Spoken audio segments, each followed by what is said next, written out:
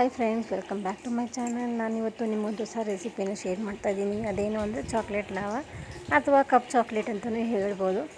ಮನೆಯಲ್ಲೇ ಯಾವ ರೀತಿಯಾಗಿ ಮಾಡ್ಬೋದು ಅಂತ ತೋರಿಸ್ತೀನಿ ಬಂದು. ಮಕ್ಳಿಗಂತೂ ತುಂಬ ಇಷ್ಟ ಆಗುತ್ತೆ.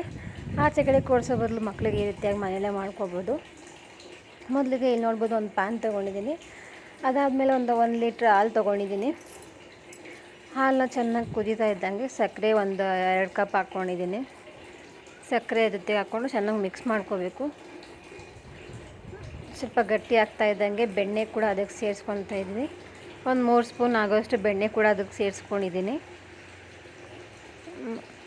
ಅದಾದಮೇಲೆ ಒಂದು ಅರ್ಧ ಸ್ಪೂನು ವೆನಿಲಾ ಎಸೆನ್ಸ್ ಕೂಡ ಸೇರಿಸ್ಕೊತಾ ಇದ್ದೀನಿ, ಯಾಕಂದರೆ ಟೇಸ್ಟ್ ಬೇಕಲ್ವ, ಅದಕ್ಕೋಸ್ಕರನೇ.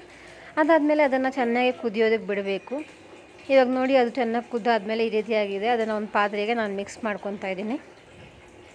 ಅದಾದಮೇಲೆ ಕೋಕೋ ಪೌಡ್ರ್ ಏನಿದೆಯಲ್ಲ, ಅದನ್ನು 1 ಕಪ್ ತೊಗೊಂಡಿದ್ದೀನಿ.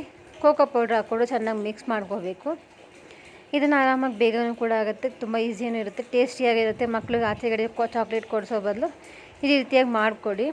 ಅದಾದಮೇಲೆ ಬಟರ್ ಪೇಪರ್ ಅಥವಾ ಫಾಯಿಲ್ ಪೇಪರ್ ಅಂತ ಇರುತ್ತಲ್ಲ, ಅದ್ರ ಮೇಲೆ ಹಾಕ್ಕೋಬೋದು ಈ ಥರ. ಇಲ್ಲಾಂದರೆ ನೀವು 1 ಕಪ್ ಕೂಡ ಹಾಕ್ಕೋಬೋದು.